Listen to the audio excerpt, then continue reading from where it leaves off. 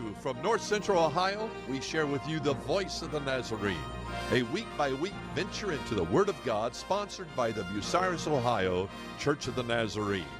We join our pastor, Reverend Ray LaSalle, and the Voice of the Nazarene.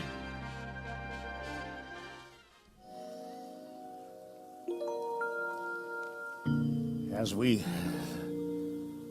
sang just a bit ago about needing the Lord, America needs the Lord. This world of ours needs the Lord. I need the Lord.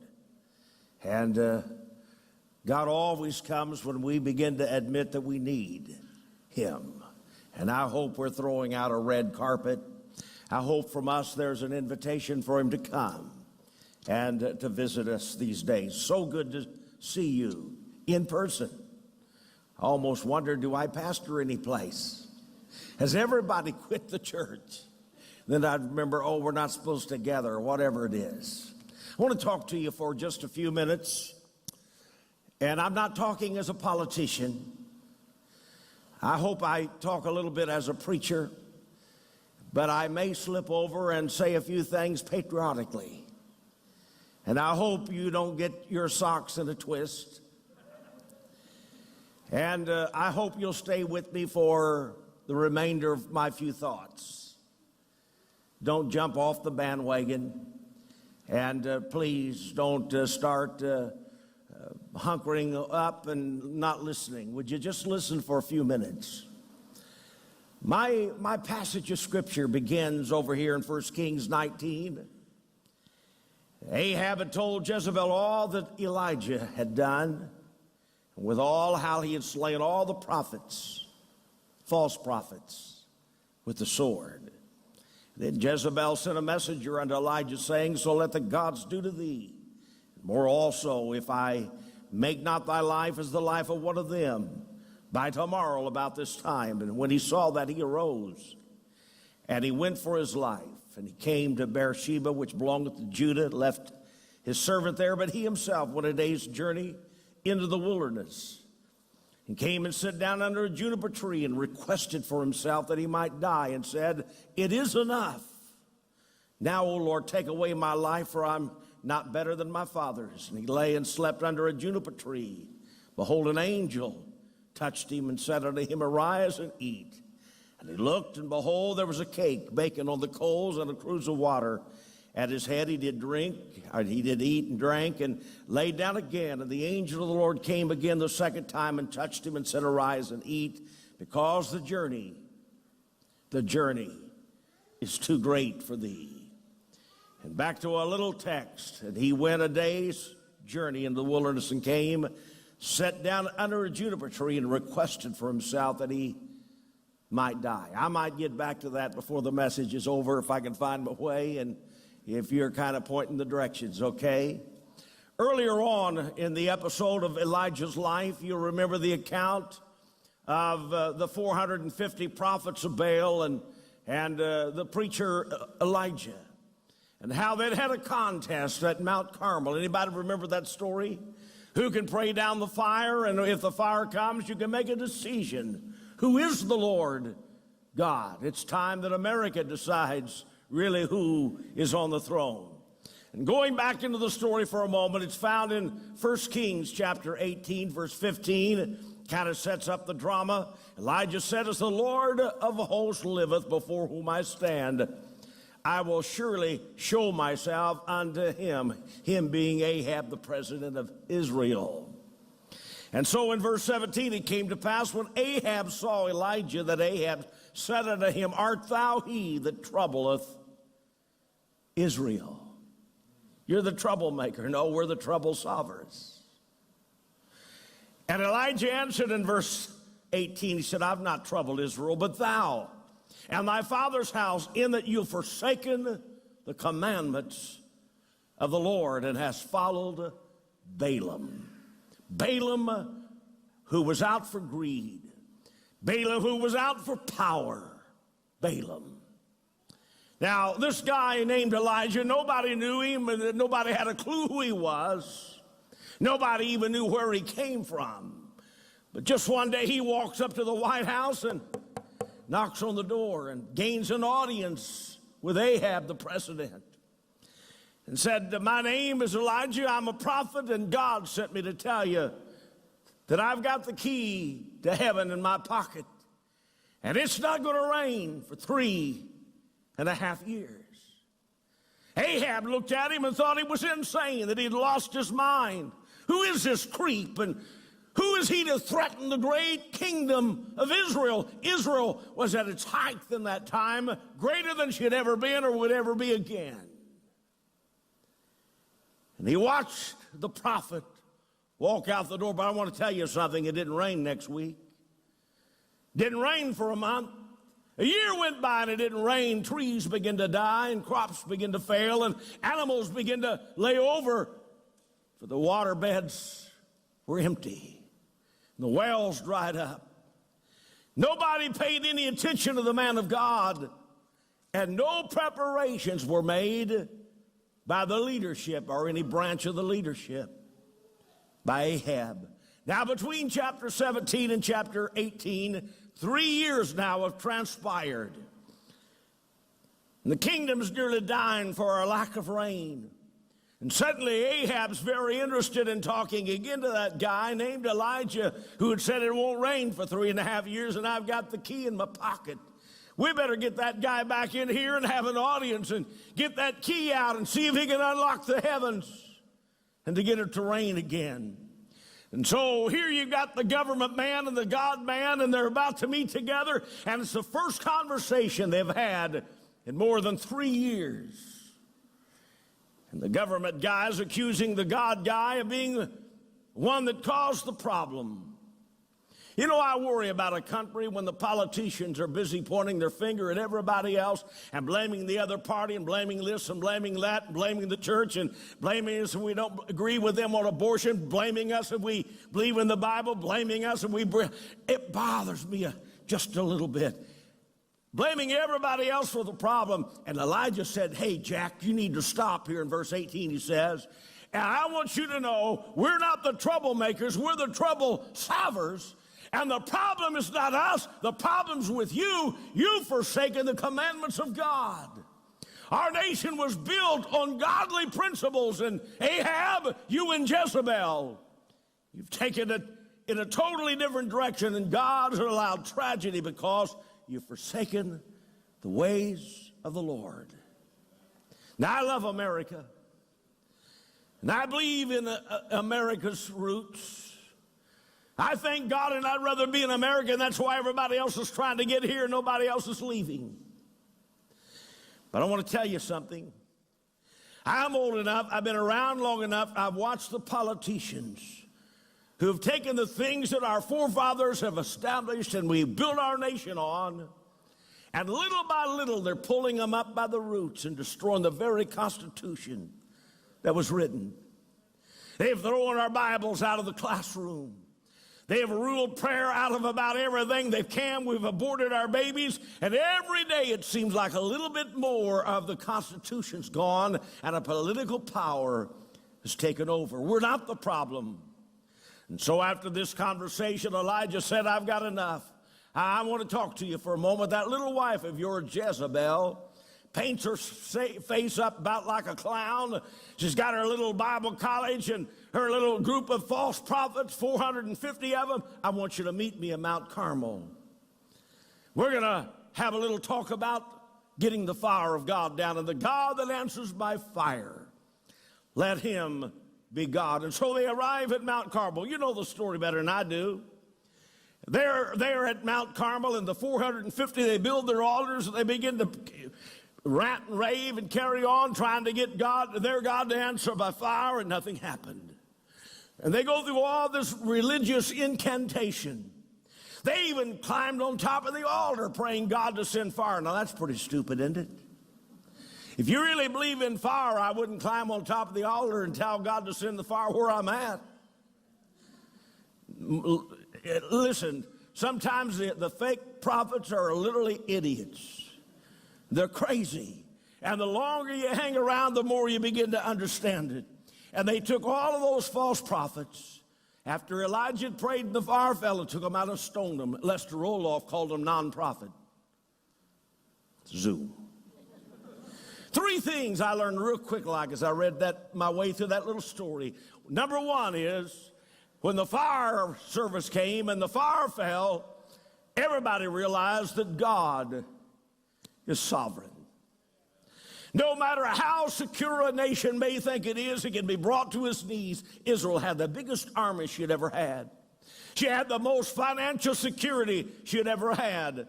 And instead of God sending an army to bring her to her knees, he allowed a little bit of water to be held into the sky.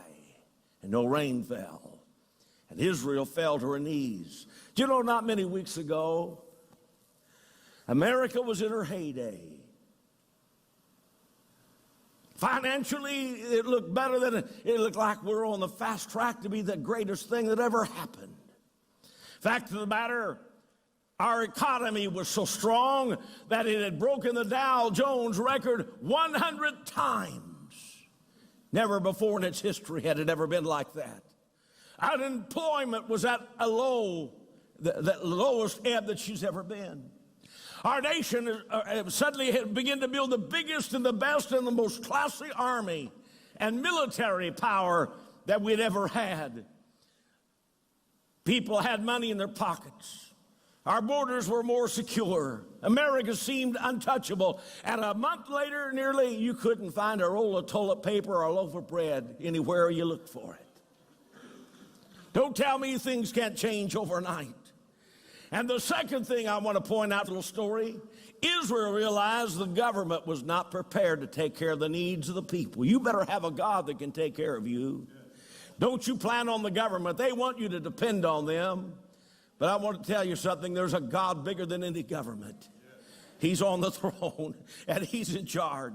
You remember when Joseph went down to Egypt, and when he got down there, the Pharaoh began to have some dreams, and nobody could interpret the dreams. And somebody said, "There's a man of God. His name's Joseph. Bring him in. He understands. He can read the dreams." And they brought him in, and he listened to the Pharaoh. When he got through, he said, "I want to tell you, 7 years of plenty are coming, and it's going to be followed by 7 years of famine, and you'd better get ready." He said, "Nobody seems to know more about it than you do. You're in charge." And the government guy stepped back and said to the God guy, "Give us some leadership." And for the next 7 years, any piece of property they could find, they planted crops on it. And they began to store the crops. Why? Because famine was coming, and they were making preparation for the hard times. Somebody made preparation. Ahab never did one thing. They could have dug wells. They could have built trenches from off the rivers. And when Israel needed leadership, the leadership failed them. And at one time, the Bible lets us know that Israel got so hungry, they even ate their offspring. They ate dung. They ate donkey heads. And I'm afraid that we've allowed our political leaders to get so greedy. So greedy, all they can think about is power. All they can think about is finances and money and who's got the most wealth. And they've spent their time trying to destroy each other. I've never seen such fake trials in my life. I've been a good boy and I've been quiet about it. I'm struggling. I'm struggling a little bit to be a good boy this morning. I watch them try to destroy any candidate for the Supreme Court that might stand up for something right. If there's a general that stands in the way, destroy the general. They said, "Who's the most dangerous country?" And they wanted him to say, "Russia." And he said, "China. You talk about starting a war, destroy him." And they pretty well have. One trial after another, millions upon millions upon millions of dollars squandered over fake dossiers and fake trials. And now we're dealing with a virus that even they say affects the animal kingdom. I guess the thing that bothers me a little bit about the virus is we've had other viruses and diseases in our country that maybe have even killed more. We're not sure. Nobody was trying to extra count. 80,000 people died from influenza flu last year in America. Nobody boycotted that. 50,000 people died of pneumonia in America last year. Over 3.5 million people died of COPD last year worldwide. 2016, 8.9 million were diagnosed with chronic bronchitis that they would die from, and nobody put much focus on it. But what's so different about the coronavirus? It's opened our eyes to other world areas of sanitation and the power of biolabs and what can happen. If you want to look at it globally, first of all, the president called it China virus. Boy, did they come out and crucify him as a racist. Now, I eat at Maine Moon. Nobody calls me a racist. I run over here and I eat at the Mexican restaurant. Nobody calls me a racist. I run over to Amish country and buy furniture, and nobody calls me a racist. The whole fact of the matter, it started in China. I'm just talking about facts here. But why let a crisis go to waste? And it started in a little city called Wuhan. Strange, isn't it? The largest biolab in that part of the world is right there in that little city. It contains the most dangerous sicknesses and viruses known to mankind. Scientists believe that it was started by animals, really. Guess where most of the world gets its meat? From China. They're the largest pork producers in the world. Most of your tilapia fish comes from China, and it's growing under the wooden sidewalks in human feces. That's why I don't eat tilapia, and it's my favorite fish. I know where most of the time it comes from.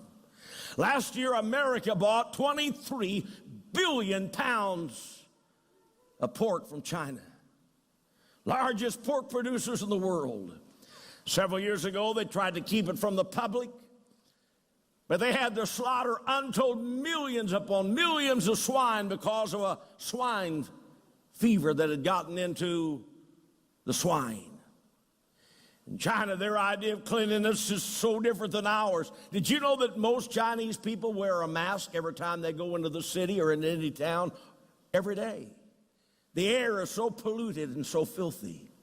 You walk down through the middle of a street in China and look on the sidewalks, and they've got peddlers peddling raw meat for sale in the hot sun, swarming with flies.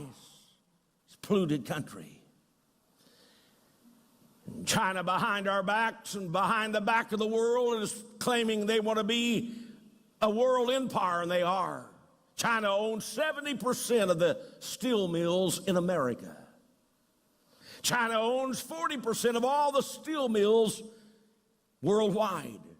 And their desire, according to their own president, is to become the leading pharmaceutical supplier of all the world. I think they already are. Insulin, antibiotics, 80% of all medicines come from a country called China. I'm just talking about globally speaking. If anybody's got any sense, somebody better realize they could bring any country to their knees by just simply holding back medicine right now. And globally speaking, this virus has taken over nearly overnight. We're afraid to shake hands with anybody, kiss our wife, or handle our children.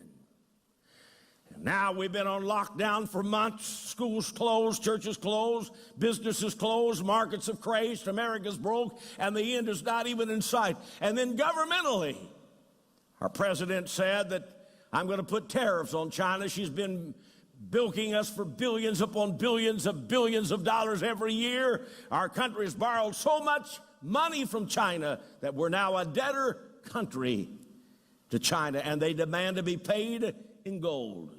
China knew the virus had been running for months before it was ever reported. 80% of every drug put in your mouth from their country. They've been making antibiotics since 2008.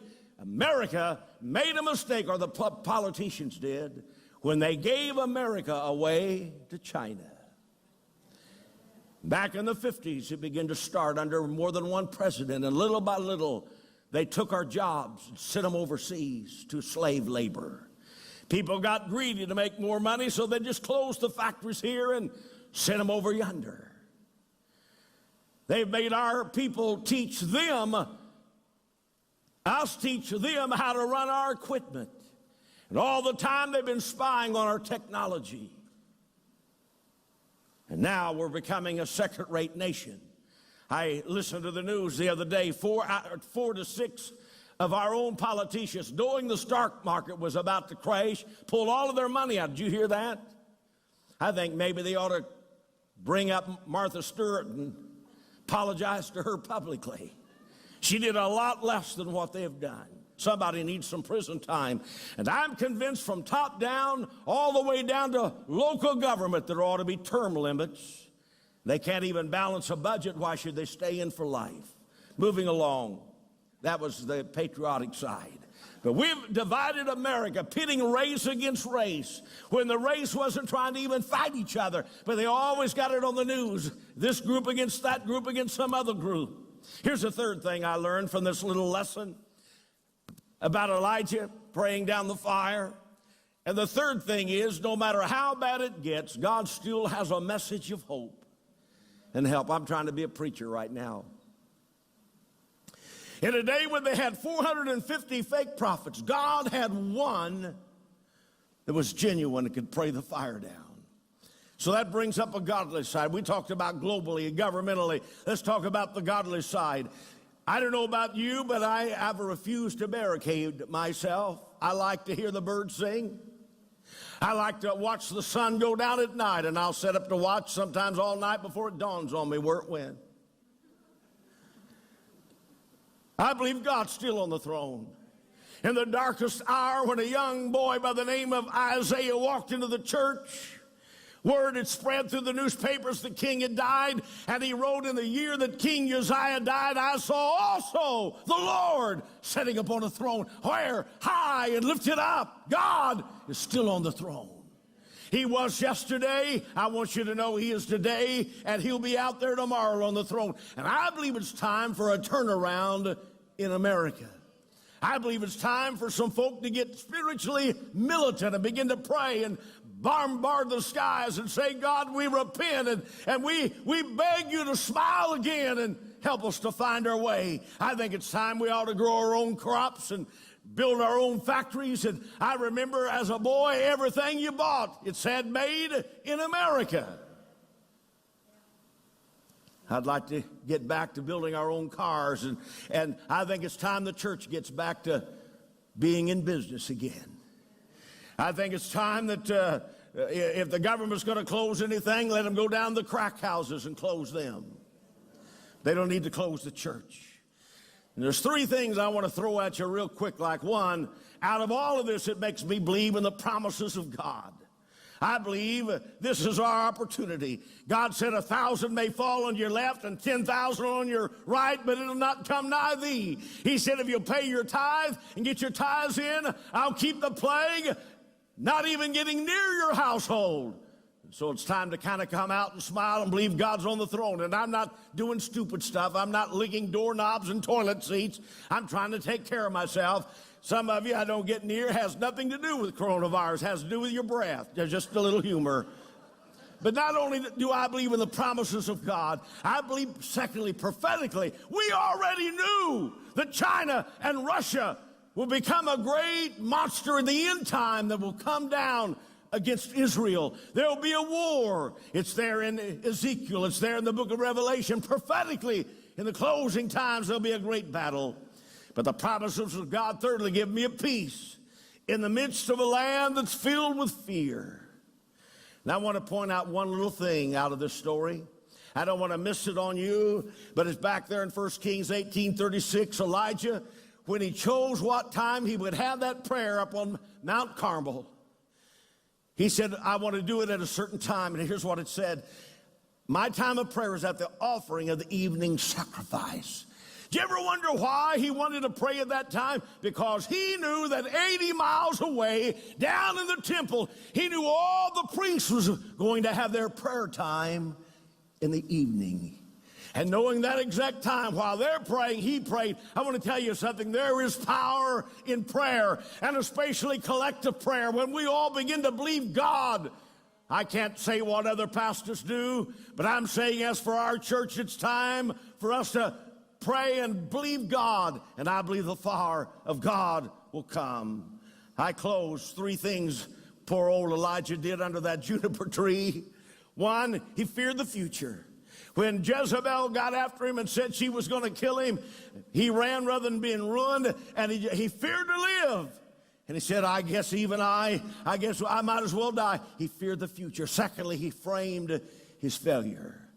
He put the whole continuity of things together, and he said, am I any better than my fathers? I'm worthless. Let me die. There's no one else serving thee in spite of all of my efforts. Just let me die. I'm alone, alone, alone. 3 times he said it. And finally, he forgot his faith. And it's so easy during tough times to forget our faith. Jesus said, be not afraid, only believe. I believe that God will build a footbridge. He'll put a handrail up. And if that's not enough, he'll say, I'll walk with you. And if that's not enough, I'll carry you. God's on the throne. Let's call on God. And finally, God got through to him after feeding him for his fear and giving him some sustenance and some rest. And when he got his eyes open, he saw there were 7,000 others that had not bowed their knee to Baal. He saw that Elisha, who he had had so much influence on, would follow him, and the ministry would not die. And I believe there's a future. And I believe God's given churches across this nation a great future, not just a past. And we always want to live in our past. If we don't get out of our past, we won't even live in the present. And it's time to realize God's got a future. There's another generation coming on. And let's take the gospel as clean as it was handed to us, and let's hand it on to the next generation. Let's believe God for a mighty revival. Father, we thank you for the move of your Spirit during tough times and crises times and uncertain days, and while everything is focused on so many things and a lot of fingers are pointing blame, we point to you. You are on the throne, and we acknowledge thee, sovereign. You've got every answer for every question. And I pray let that revival begin in my heart and the hearts of our people, and those watching by live stream and television. Let a spark of hope. Let us realize there's a God that'll help us. And Father, let the fire of revival fall across our land. Give us a hunger for getting closer to you. And whatever time we have, let us use it wisely. Let us not hide under juniper trees and pout and doubt and live without, but help us to be people of faith. Thanks for being a part of the Voice of the Nazarene. Visit us every Sunday at 9 a.m. with BNC's pastor, Ray LaSalle. For more information regarding BNC, visit bucyrusnazarene.org.